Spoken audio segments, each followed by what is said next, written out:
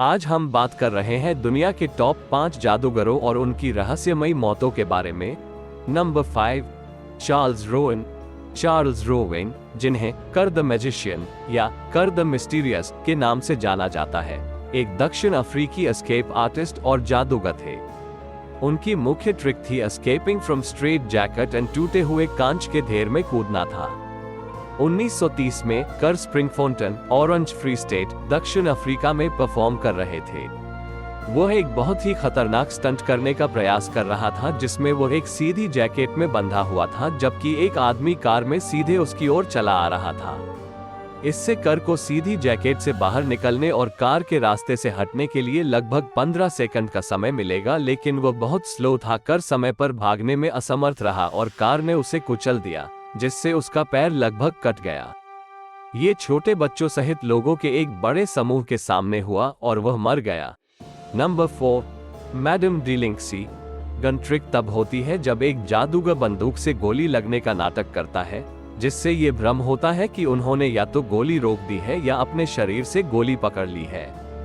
ये चाल, विशेष रूप से गोली पकड़ने वाली ट्रिक, जादूगर के प्रदर्शनों की लिस्ट में सबसे खतरनाक ट्रिक में से एक है। इस चाल के दौरान कोई गोली नहीं चलाई जाती क्योंकि लोग गोलियों को पकड़ ही नहीं सकते। फिर भी इस ट्रिक से कम 15 मौतें होती थी। अधिक उल्लेखनीय मौतों में से एक तब हुई जब एक पोलिश जादूगर और उसकी पत्नी मैडम डेलिंस्की नवंबर 1820 में प्रिंस श्वार्ज़ेनबर्ग सोंडरहाउज़ेन के लिए अनस्टेड, जर्मनी में परफॉर्म कर रहे थे। गन ट्रिक का उनका वर्जन ये था कि मैडम डेलिंस्की को 6 लोगों के फायरिंग स्क्वाड का सामना करना पड़ेगा। डिलिंक्सिस ने सैनिकों से अपनी राइफल में एक खाली राउंड डालने के लिए कहा। एक सैनिक ने ऐसा नहीं किया और एक लाइव राउंड लोड कर दिया। मैडम डेलिंस्की को पेट में गोली लगी और 2 दिन बाद उनकी मृत्यु हो गई। एक सैनिक की लापरवाही ने उनकी जान ले ली। Number 3, Joseph W. बारिस।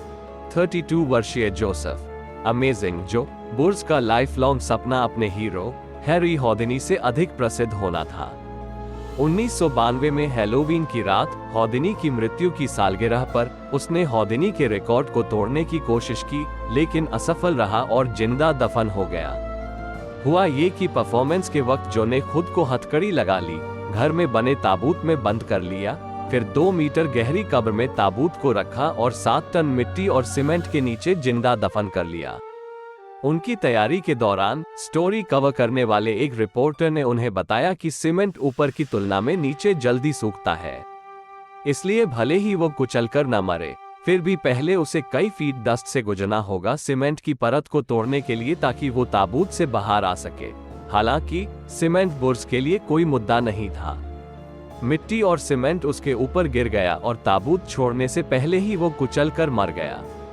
ये पूरा इंसिडेंट हजारों लोगों के सामने लाइव टीवी पर देखा गया।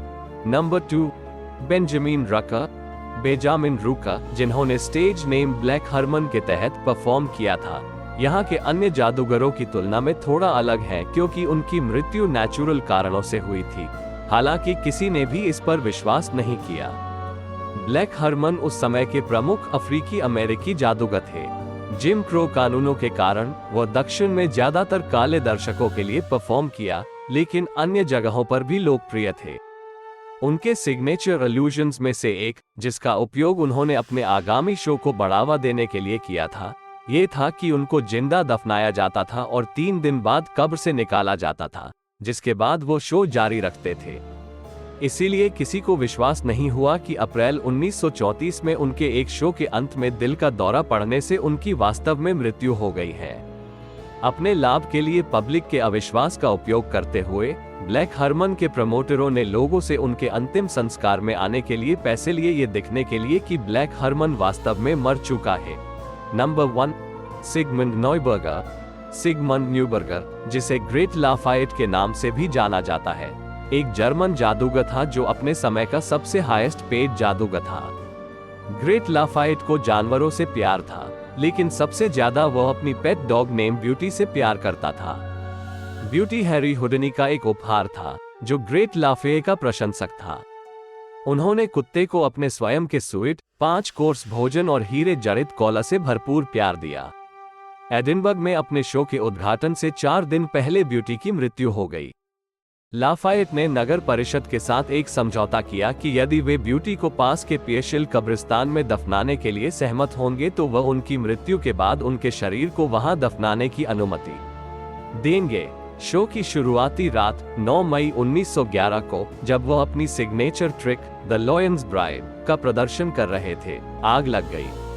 वह इमारत से भागने में सफल हो गया, लेकिन शो का हिस्सा रहे घोड़े को बचाने के लिए वापस अंदर भाग गया। लाफायेट के अलावा 10 अन्य लोगों की मृत्यु हो गई क्योंकि शो से पहले साइट के दरवाजे कसकर बंद कर दिए गए थे। लाफायेट नहीं चाहता था कि कोई भी अंदर घुसे। उसके शरीर को उसके प्यारे कुत्ते के पास दफनाया गया था।